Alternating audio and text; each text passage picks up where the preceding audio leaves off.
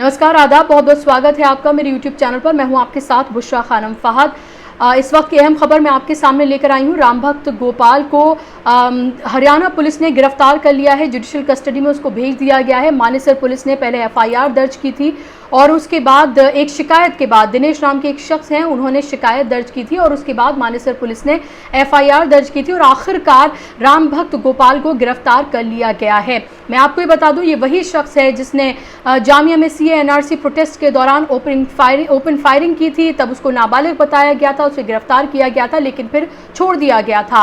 और उसके बाद आप ये देखें, तब से ही वो नफरत भरे बयान जो है वो लगातार दे रहा है। पटौदी में हाल ही में महापंचायत हुई थी। वो महापंचायत जो आसिफ के कातिल हैं उनके पक्ष में लगातार की जा रही है हरियाणा के अलग अलग हिस्सों में, जिसको लेकर ना तो हरियाणा सरकार ने और ना ही हरियाणा पुलिस ने कोई संज्ञान लिया, ना ही वहां पर जिस तरह की नफरत भरी स्पीचेस दी जा रही थी उसको लेकर किसी तरह की कोई गिरफ्तारी की। और वहां पर राम भक्त गोपाल को एक हीरो की तरह से पेश किया गया था और उसने वहां पर मुस्लिम महिलाओं के अबडक्शन की बात की थी कि उनके क्या जो हिंदू जो वहां पर युवा मौजूद थे उनको एक तरह से भड़काया और ये कहा कि क्या तुम उन औरतों को नहीं उठा सकते हो, उनकी औरतों को, क्या तुम्हारे पास लंबी लंबी गाड़ियां, मोबाइल नहीं है, क्या तुम ऐसा नहीं कर सकते हो, क्या तुम उनको हलाला से आज़ादी नहीं दिला सकते हो। इस तरह की भद्दी गंदी नफरत भरी बातें जो है मुस्लिम महिलाओं के लिए की गई। और उसके बाद उसने ये बयान दिया कि जब मुल्ले काटे जाएंगे राम राम चिल्लाएंगे। इस तरह की नफरत भरी बातें जो है उसकी तरफ से, नफरत भरे बयान जो है उसकी तरफ से लगातार दिए जा रहे थे।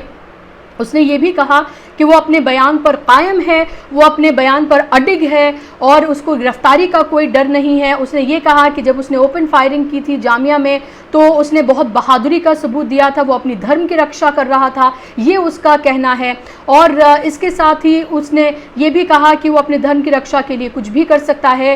इस तरह की बातें और धर्म की रक्षा के नाम पर वो सिर्फ और सिर्फ एक समुदाय विशेष के खिलाफ, मुसलमानों के खिलाफ वो लगातार नफरत भरे बयान जो है वो दे रहा था। बार बार अलग अलग सोशल मीडिया प्लेटफॉर्म्स पर या महापंचायत में जाकर या फिर जिस तरह से उसने ओपन फायरिंग की उसके बाद उसके बयान जो है वो सामने आए।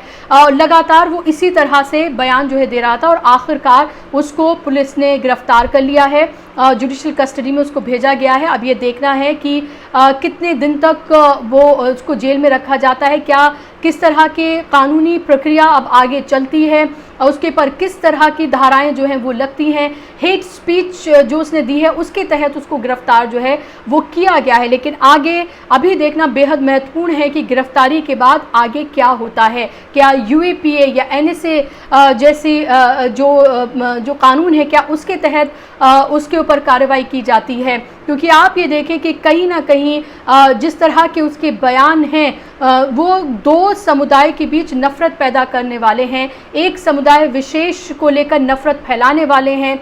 और ये कहीं ना कहीं से आप ये देखें कि हमारे देश की जो सभ्यता है उसको छिन्न भिन्न करने वाले हैं, जो हमारे देश की तहजीब है उसको छिन्न भिन्न करने वाले हैं, जिसके लिए हम जाने जाते हैं। अब सवाल ये है कि गिरफ्तार यहाँ पर राम भक्त गोपाल को तो कर लिया गया है, लेकिन क्या सूरजपाल अमू, जिसको हरियाणा जो BJP है उसने अपना प्रवक्ता बनाया हुआ है, उस नफरत भरे बयान के बाद जो है उनको प्रवक्ता बनाया गया है, क्या उनको लेकर भी कोई कार्रवाई की जाती है? क्या पुलिस कोई संज्ञान लेती है? क्योंकि एक नहीं 2 महापंचायतें वहां पर हो चुकी हैं, इसके अलावा छोटी छोटी पंचायतें वहां पर हो चुकी हैं, जहां पर हजारों की तादाद में हरियाणा में लोग इकट्ठा हुए इसी तरह के गंदे भद्दे बयान जो हैं, नफरत भरे बयान जो हैं वो एक समुदाय विशेष के लिए दिए गए। लेकिन उसके बावजूद भी ना तो वहाँ की सरकार ने किसी तरह का कोई एक्शन इसको लेकर किया और ना ही पुलिस ने कोई संज्ञान लिया, ना ही वहाँ की अगर कोर्ट की हम बात करें तो ना ही सो मोटो लिया गया। और इसी तरह के बयान के बाद आप ये देखें कि इन लोगों के हौसले जो हैं वो लगातार बुलंद हैं। ना इनको कानून का डर है, ना इनको पुलिस का डर है, ना इनको किसी और बात का खौफ और भय है। उनको ये लगता है कि अगर मुसलमानों के खिलाफ वो नफरत भरे बयान अगर देते हैं तो उनका कोई फिर कुछ भी नहीं बिगाड़ सकता है। ये इनके दिमाग में ये बिठा दिया गया है कि अगर आप मुसलमानों के खिलाफ कुछ भी कहें, उनकी महिलाओं के खिलाफ आप कुछ भी कहें, आप बार बार आकर फिर आप अलग अलग प्लेटफॉर्म प्लेटफॉर्म से आप बयान दें,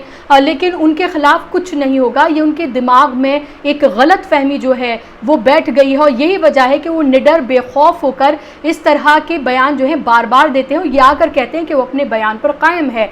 लेकिन आप ये देखिए कि देर से ही सही, लेकिन ये कार्रवाई की गई है, एक शिकायत के बाद ही सही ये कार्रवाई की गई है और अब हरियाणा पुलिस ने रामभक्त गोपाल को गिरफ्तार किया है। आगे देखना यह है कि क्या इसी तरह की गिरफ्तारियां उन लोगों को लेकर भी होती हैं जो लगातार इसी तरह के बयान दे रहे हैं और उनको किसी बात का कोई डर नहीं है और इसी तरह के बयान देने का उनका सिलसिला जारी है। कहाँ एक तरफ मोहन भागवत कहते हैं कि हिंदू और मुसलमान जो है उनका डीएनए सेम है और इस तरह की और तमाम बातें उनकी तरफ से कही जाती हैं, और दूसरी तरफ आप ये देखिए कि इस तरह के नफ़रत भरे जो बयान है वो लगातार दिए जाते हैं। लेकिन ये एक तरह से ये देखा जा सकता है कि जो रामभक्त गोपाल ने किया, आखिरकार पुलिस ने उसे गिरफ्तार किया है। अब आगे क्या होता है ये देखना बेहद महत्वपूर्ण होगा। आपको मेरा कार्यक्रम कैसा लगा मुझे ज़रूर बताइएगा। आप मेरे चैनल को ज़रूर सब्सक्राइब करें, ज़्यादा से ज़्यादा लोगों तक शेयर करें। आप मुझे फेसबुक, इंस्टाग्राम और ट्विटर पर भी फॉलो कर सकते हैं। नमस्कार, आदाब।